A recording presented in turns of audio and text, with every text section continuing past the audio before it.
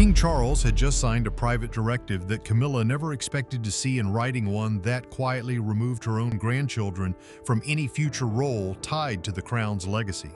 What had once seemed like a family blended by love was now being redrawn along bloodline alone, with William's children placed at the center of everything Diana had once represented. Camilla read the page twice, looking for a loophole. There wasn't one. But the decision that shook the Queen to her core had actually begun weeks earlier inside a meeting no one outside the palace was ever meant to hear about. Before we go further into how far this decision truly reaches, take a moment to subscribe so you never miss the next royal investigation. Stories like this rarely end where they begin. What the public saw was one thing. What was actually happening inside the palace was something else entirely.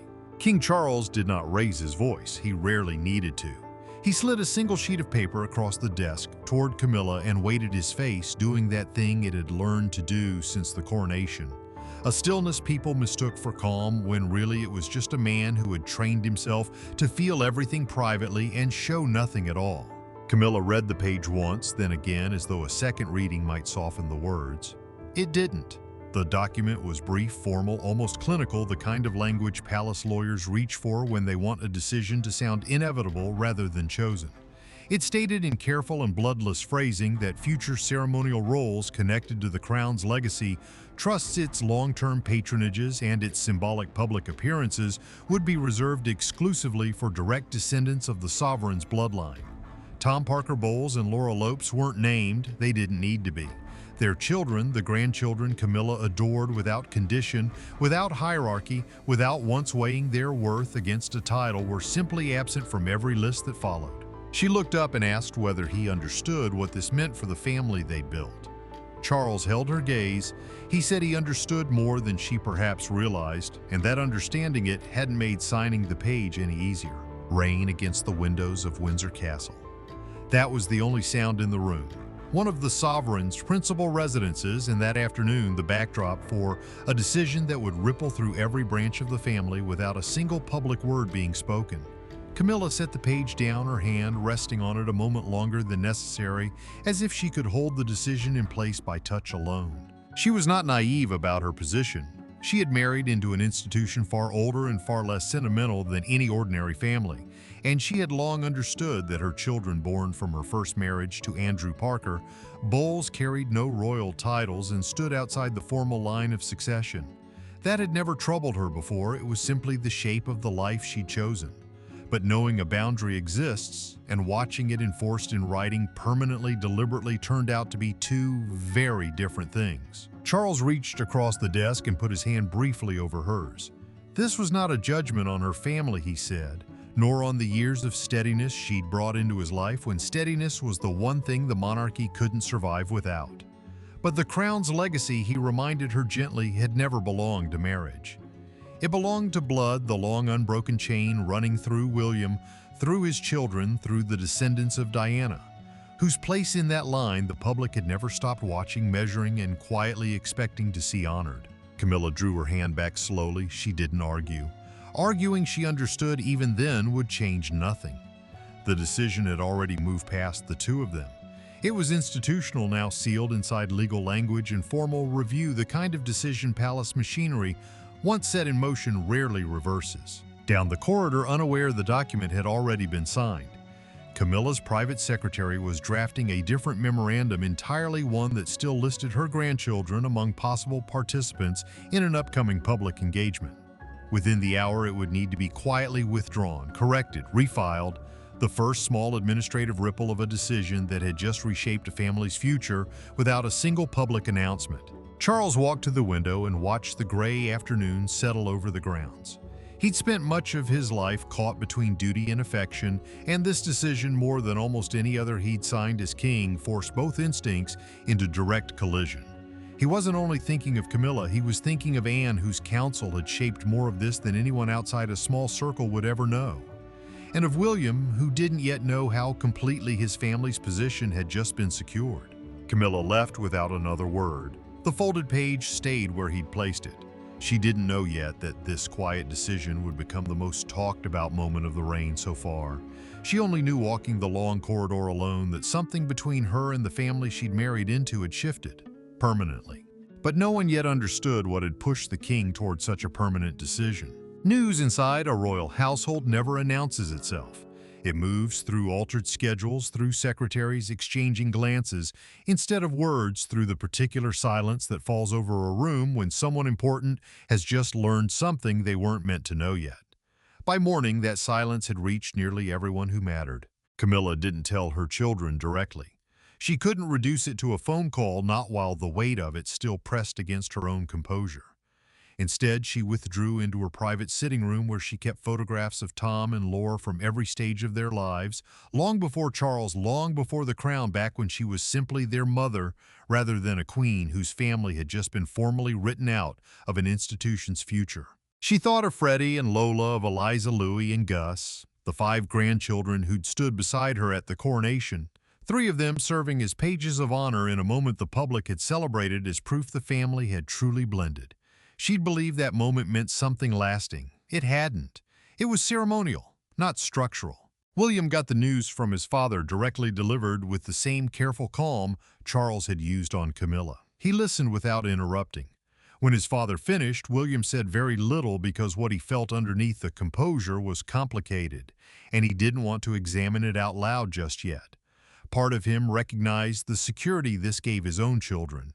Another part, the part shaped by watching his mother's complicated relationship with the institution, felt uneasy about being used even indirectly as the justification for someone else's exclusion. Catherine's reaction was quieter, firmer too. She'd spent years teaching her children that their positions were responsibilities, not privileges. She didn't celebrate the decision. She understood its logic, the same logic that had guided institutional choices for generations, the instinct to keep legacy and bloodline aligned before sentiment could blur the line. Anne said nothing to anyone outside a small circle. She'd argued for exactly this outcome months earlier, convinced that sentiment, however genuine, couldn't be allowed to blur the boundaries the institution needed to survive future scrutiny. She didn't enjoy the emotional cost.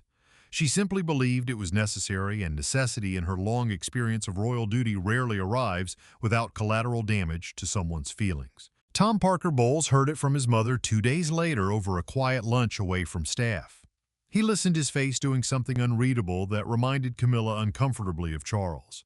He told her he'd never expected titles, never expected formal recognition. He and his sister had built their whole identities apart from the institution their mother had married into. Still, hearing it stated so formally, so permanently, landed differently than he'd braced for. Laura, when she heard, said almost nothing, only that she hoped her own children would never feel smaller for a decision they had no part in making. Each reaction moved through the family privately, unconnected, unspoken between the branches. Camilla carried her grief quietly. William carried his unease quietly. Anne carried her certainty quietly. And Charles, at the center of all of it, carried the slow-dawning understanding that a decision meant to protect the institution's clarity had, in protecting it, fractured something far more personal than any legal document could repair. But none of them yet understood how this had really begun. The directive didn't begin with Charles. It began 3 months earlier inside a closed review meeting on the long-term structure of the Crown's charitable trusts and ceremonial patronages, routine on paper. Nothing to do with family loyalty at all. The meeting had been called after renewed scrutiny following the coronation, when commentators and constitutional historians raised pointed questions about how visible Camilla's grandchildren had become in roles historically reserved for direct royal descendants. Mild in public, a few newspaper columns, some academic commentary. Inside the palace, it triggered something far more serious, a conversation about precedent, the kind advisors knew could shape expectations for generations. Anne attended in person. She reminded the room of a fact that had technically never been in dispute. Camilla's children held no royal titles and stood entirely outside the formal line of succession, but had never needed spelling out until the coronation blurred the line between ceremonial warmth and institutional structure. A senior advisor presented a private memorandum comparing bloodline roles against those connected through marriage, arguing that future confusion, or worse, future disputes between rival branches, could be avoided entirely by drawing clean, written boundaries now. while it could still be framed as procedural, not personal. Charles wasn't in that first meeting. He got a summary afterward along with a private recommendation, restructured the legacy trusts and ceremonial planning to reflect direct succession lines exclusively. He sat on it for weeks. He knew exactly what it would mean for Camilla, and part of him suspected the concern was less institutional than it looked more a reaction to the coronation's headlines than to any real structural risk. It was Anne who eventually pushed him.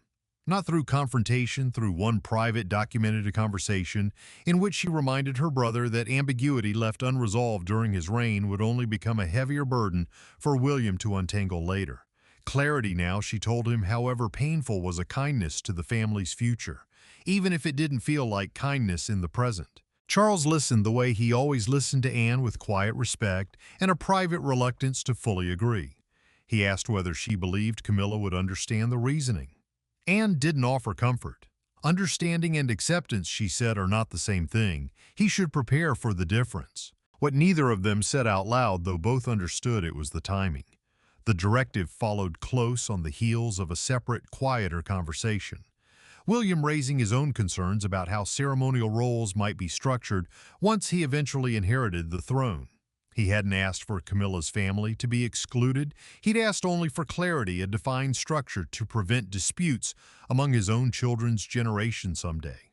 But that request, filtered through advisors and reshaped into formal policy, became tangled up in the very decision that now separated Camilla's grandchildren from the institution's future.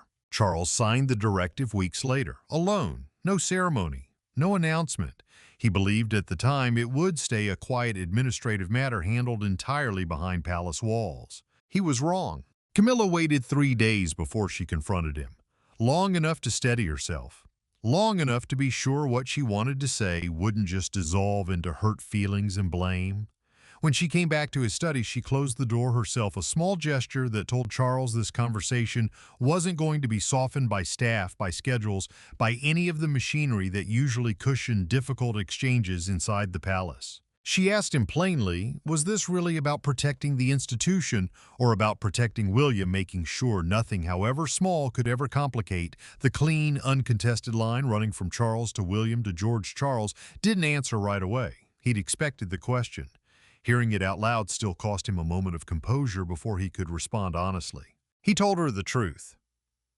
Or close to it. The concern had started as institutional, prompted by the coronation commentary. But it hadn't stayed that way. Anne had shaped much of the final language, arguing that ambiguity left unresolved during his reign would become William's burden. And Charles admitted quietly that he'd let his sister's certainty override his own hesitation for longer than he should have. Camilla took that in without immediate reaction. She'd respected Anne's judgment for years, even leaned on it during hard moments earlier in her marriage. Hearing that Anne had architected this particular decision landed as something complicated, betrayal tangled up with reluctant understanding. Had he considered refusing to sign it, she asked. He admitted he had. Nearly 3 weeks it sat on his desk untouched, while he weighed institutional clarity against the cost to his own marriage. He'd come to believe eventually that avoiding the decision wouldn't spare her or her grandchildren a harder version of the same reckoning later under a future king with far less patience for nuance than he'd tried imperfectly to offer. When Camilla spoke again, her voice carried none of the anger he'd braced for. Something quieter, more resigned. She'd never asked for titles, never expected her children or grandchildren to stand equal to William's line. She understood the reasoning intellectually. That understanding didn't erase the feeling of watching her family formally, permanently written out of an institution she'd given decades to. Then the question that had kept her up 3 nights running. If the roles were reversed, if it had been George or Charlotte facing exclusion instead of Freddy or Eliza, would he have signed the same document with the same steady hand? Charles didn't answer right away. The silence went on long enough to become its own answer. Camilla watched him search for a response that wouldn't betray either his honesty or his affection for her, and understood in that moment that some decisions can't be fully defended, only explained. He finally said he didn't know, and that the honesty of that answer probably mattered more than any comforting alternative he could have offered instead. The crown, he reminded her gently, had never been fair, the way ordinary families understand fairness. It had always privileged bloodline over affection. structure over sentiment, the institution's survival over the feelings of any one person inside it, himself included. Camilla left that evening without resolution, without reconciliation, without the kind of blow-up that strangely might have been easier to recover from. What remained instead was quieter, more permanent, an understanding that Charles had chosen the institution's clarity over her family's inclusion, and no future conversation would undo the document already sitting in the palace's legal archive. Neither of them mentioned Anne's role publicly. Neither corrected the assumption forming slowly among senior staff that the decision had been entirely Charles's own. And neither of them yet understood how quickly the machinery already in motion would begin reshaping schedules, documents, and ceremonial plans far beyond the privacy of that one study. Within days, the directive stopped being a private matter between a king and his wife and became something else entirely larger, colder, harder to reverse. Private secretaries across multiple offices began the quiet, unglamorous work of translating one signed page into the actual infrastructure of royal life. The king's private secretary, the senior aide managing Charles's most sensitive correspondence, circulated a revised framework to the offices overseeing the crown's long-term charitable trusts. Careful, deliberately bureaucratic, it avoided any language that might suggest personal exclusion, referring only to eligible descendants within the direct line of succession. A phrase that accomplished through careful drafting exactly what the earlier meeting had recommended without ever naming Camilla's grandchildren at all. Lawyers went line by line through the trust documents, cross-referencing decades of prior patronage agreements. Slow, procedural, the kind of work that never makes headlines and permanently reshapes an institution anyway. Clauses rewritten, succession planning documents updated to reference George, Charlotte, and Louis by name, formally locking in roles within specific legacy trusts that had for their generation remained undefined until now. Camilla's office got a quiet notification, not from Charles, from a mid-level administrator handling the restructuring, that certain draft engagement lists would need revising, polite, procedural, entirely without malice, which was exactly why it landed so cold. Her staff understood immediately without needing it spelled out. In a separate office, William's private secretary quietly updated long-term ceremonial planning to reflect the newly clarified structure. George, still young, was shielded from the specifics, but the paperwork around his future role grew noticeably more defined, more permanent, more explicitly tied to the crown's legacy than it had been even a month before. Anne felt a private satisfaction she didn't openly express. She'd spent much of her life defending the institution's need for clear boundaries, often at cost to her own relationships within the family, and she saw this restructuring as correction, not punishment. She skipped the follow-up meetings, believing her part in shaping the original recommendation was already done, unaware her fingerprints on the final document were becoming slowly an open secret among senior staff. Catherine, reviewing the updated planning alongside William, noticed how the language stuck to abstraction's direct descendants, eligible successors, never once softening the human reality underneath. She understood better than most how easily institutional language erases personal cost. In quiet moments, she caught herself thinking of Camilla with a sympathy she didn't quite know how to express without complicating her own family's position further. By the second week, the restructuring had touched nearly every relevant office in the palace. Calendars updated, trusts finalized, a revised list of individuals eligible for future patronage succession quietly filed a list that no longer included Freddy, Lola, Eliza, Lewis, or Gus, none of whom had done anything to warrant it beyond the simple fact of where they were born. Camilla, reading a copy of the final restructuring late one evening, understood for the first time exactly how permanent it was.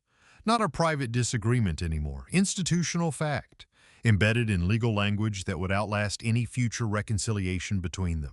The machinery had already begun moving. What had existed only in private paperwork for weeks finally showed up in the ordinary texture of royal life, the small concrete signals that revealed, without any formal announcement, exactly what had changed. An upcoming charitable gala, one that in past years had quietly folded in several of Camilla's grandchildren as extended family attending privately, arrived with a revised seating structure, subtle, never explained, unmistakable to anyone who knew what to look for. Freddy and Lola, who'd attended similar events before, were gone from the updated formal list.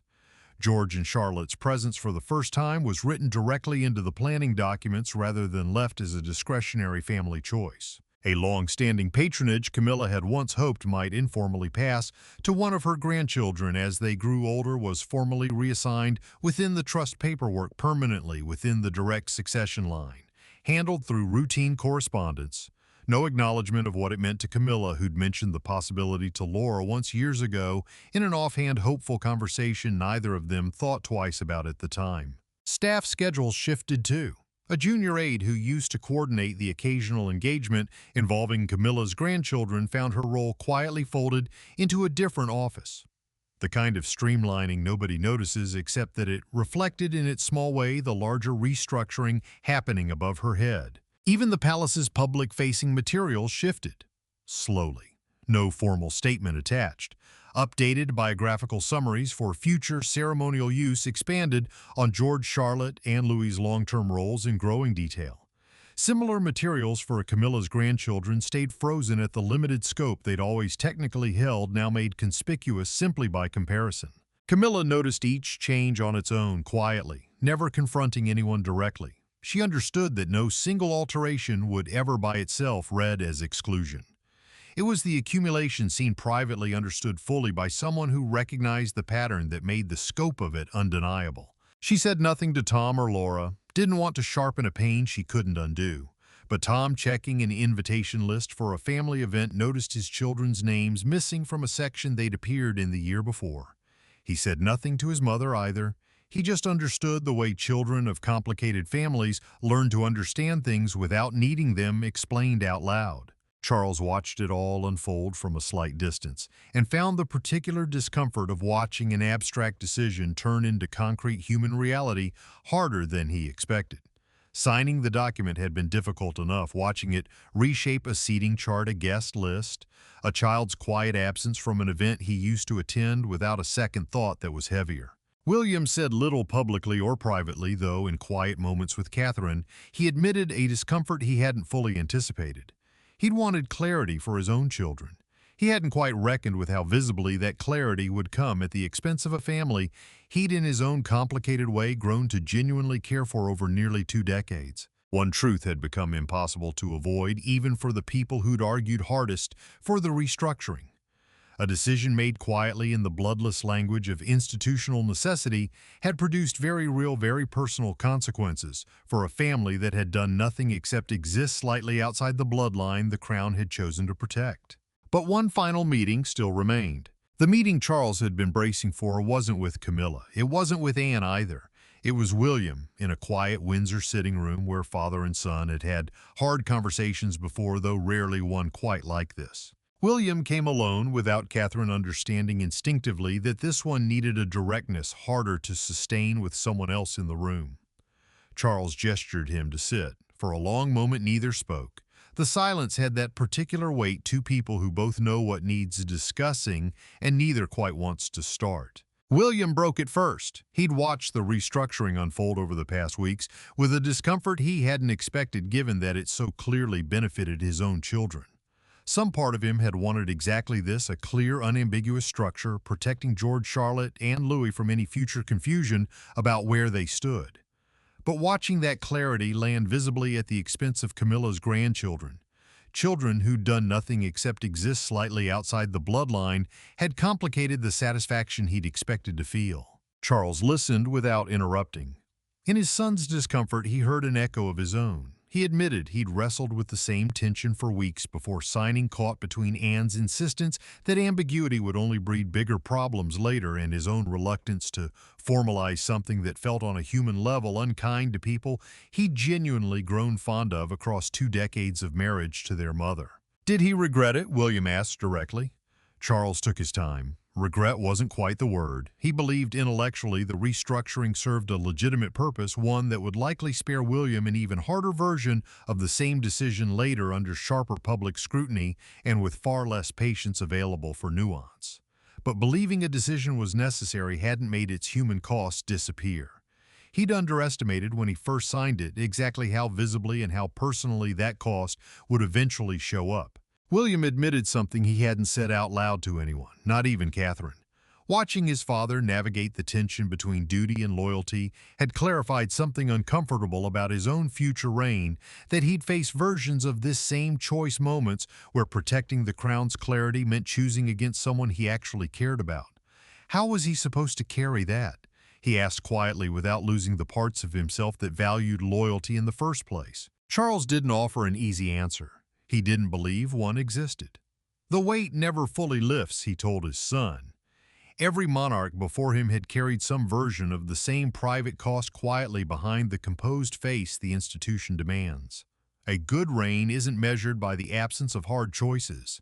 It's measured by the willingness to make them honestly without pretending the personal cost is smaller than it is. William sat with that, thought of George still too young to grasp what had just been formalized on his behalf, of Charlotte who'd one day understand as her father now did that her place in the institution had been secured partly through someone else's quiet loss. He didn't want his children growing up believing their security had come free. Charles nodded slowly. Carrying that awareness rather than looking away from it was its own kind of duty, one few people outside the family would ever recognize. Before he left, William asked the question that had been sitting under the whole conversation. Had Camilla forgiven him? Charles admitted quietly that he didn't know yet, that some kinds of understanding between two people take longer than any single conversation can give them. The institutional decision would stand exactly as written. What remained between himself and Camilla was still in its own way unfinished.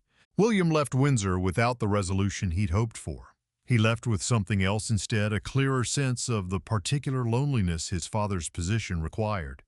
The conversation hadn't reversed anything, it didn't need to. Its job was quieter than that, a private reckoning between father and son that changed nothing on paper and everything in how each of them understood the cost of the crown they both served. The restructuring might have stayed a quiet institutional matter indefinitely if a single detail hadn't reached a royal correspondent through an unnamed source close to one of the affected offices.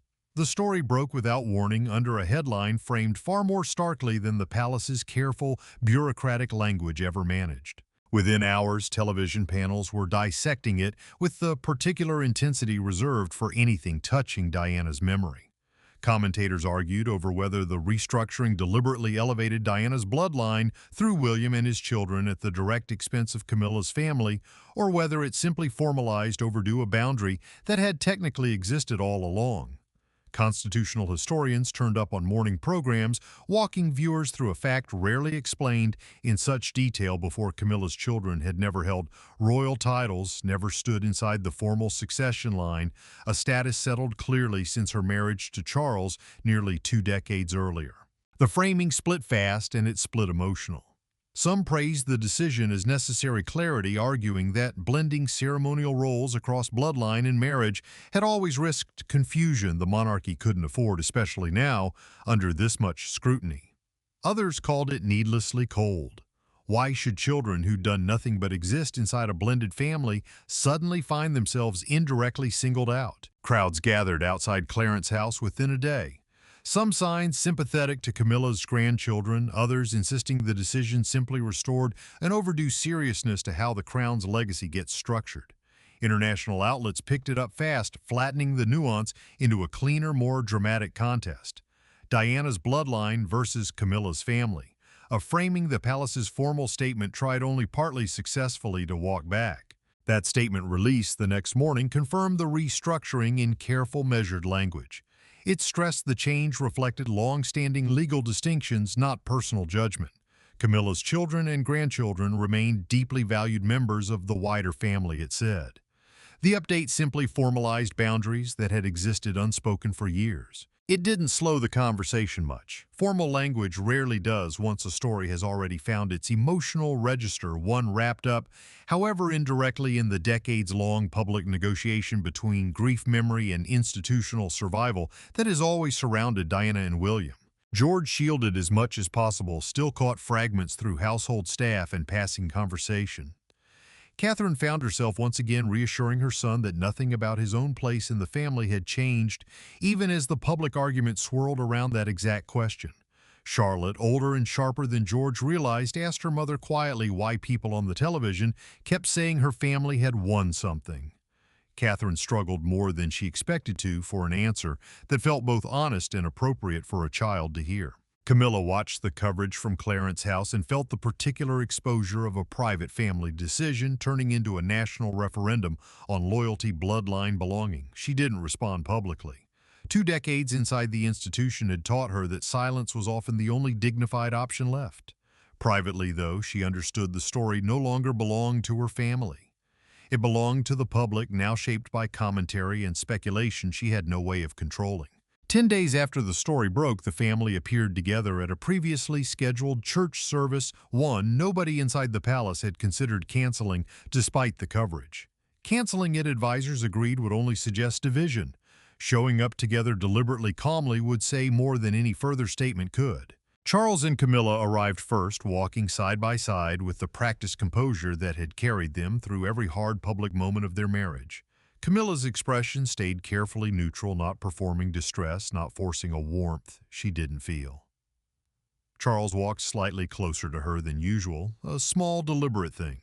Several observers noticed it later without quite understanding why it mattered. William and Catherine followed, with George, Charlotte, and Louis dressed in the same understated formality royal engagements require. Charlotte glanced toward the crowd briefly, sharply, in a way that suggested she understood at least partly why so many cameras were pointed at her family that day. Camilla's own family didn't come. Tom and Laura hadn't been formally excluded. Both had simply decided in separate conversations with their mother that showing up would only feed the story rather than settle it. Camilla didn't push back, but the empty space where her grandchildren might once have stood beside her was, to anyone who knew her well, conspicuously loud in its silence. Inside the church, the family sat according to the same updated protocol that had started the whole controversy. William and his children positioned with the formal prominence now written explicitly into ceremonial planning. Charles and Camilla nearby, but visibly structurally distinct from the more informal arrangement that used to blend both branches of the family together. The symbolism needed no caption. Photographers caught the seating without needing one. Commentators watching the footage later noted the careful spacing, the way George stepped slightly forward during the procession, the way Camilla's hand rested briefly, almost protectively, on Charlotte's shoulder as the young princess passed. A small gesture. It seemed to say, without a word, that whatever the institution had formally decided, the affection underneath it hadn't been entirely erased. As the service ended and the family stepped into the gray afternoon light, William paused beside Camilla, a few words the cameras couldn't catch. Catherine gave her a brief, genuine smile, the kind commentators later read, probably correctly, as a small private acknowledgement of everything the past weeks had cost her. Charles walked beside his wife toward the waiting cars and said nothing further. Some moments don't need it. The public had seen exactly what the palace wanted them to see: a family standing together despite institutional restructuring, unity on display, even where the reconciliation underneath it remained privately still unfinished. In the weeks that followed, the story slowly slid out of the headlines, the way royal stories always eventually do, pushed aside by newer controversies, newer speculation, the same fleeting intensity redirected somewhere else. But inside the family, the quieter consequences of the restructuring stayed, settled into the ordinary rhythm of royal life in ways no news cycle could capture. Camilla didn't love her grandchildren any less. Nothing in the institutional language of trusts and patronages had the power to touch what she felt privately for Freddy, Lola, Eliza, Lewis, and Gus. But she carried quietly a new awareness of the line between personal affection and institutional belonging, one she'd understood in theory for years and now understood completely in practice. She kept attending family gatherings, kept supporting Charles publicly and privately, but something in her had settled into a more guarded version of the openness she'd once brought to the family she married into. Tom Parker Bowles, months later, in a quiet conversation with his mother, told her he'd never needed a title to know where he belonged, and his children would grow up knowing exactly the same thing, without resentment, without confusion. He said it gently, aware his own peace with it wouldn't fully ease the grief she still carried. Camilla appreciated it more than she said out loud. William found himself watching George, Charlotte, and Louis with a new, quieter seriousness, aware now, in a way he hadn't been before, of exactly what their security had cost someone else. He didn't regret seeking clarity for his children's future, but he carried forward a deliberate promise to himself, whatever institutional decisions he made as king. One day he'd try not to let them land on the people affected as coldly as finally, as this one had sometimes landed on Camilla's family. And, true to form, never publicly acknowledged the part she'd played in shaping the original recommendation. She stayed convinced privately that the decision had been necessary, that institutions survive on clarity, not sentiment, and that the discomfort it caused, however real, was a smaller price than the confusion a future generation might have inherited without it.